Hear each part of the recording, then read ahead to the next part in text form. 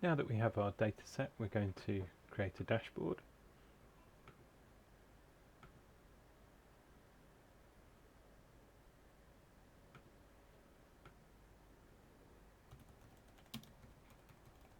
And the first thing I'm going to do is a query to have a look at the data on a location map. So I just selected the data set that we created from the recipe earlier,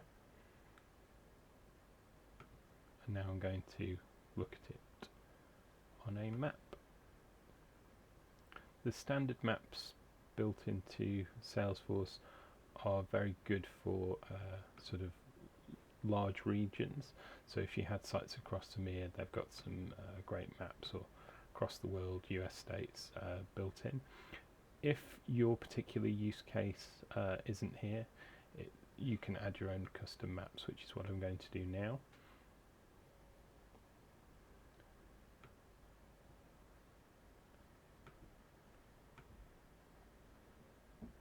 And there's a separate demo on Engage Systems for working with these custom JSONs. But this is one I've created earlier.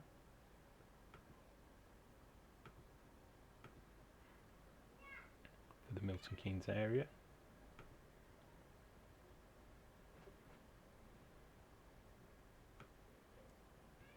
Call that MK postcodes.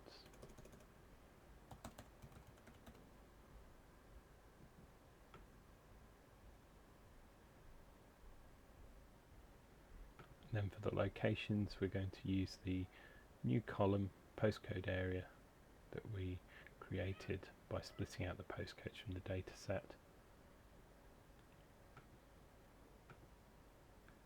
Then rather than the count of rows, which just shows the number of transactions, we're going to look at the average price paid to give us an idea of values in the areas.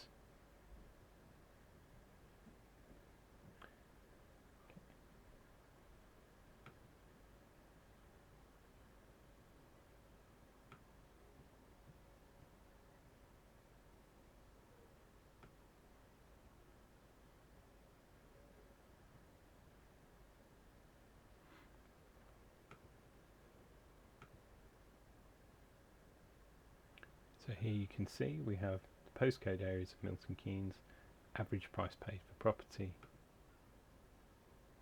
We can select any of these areas.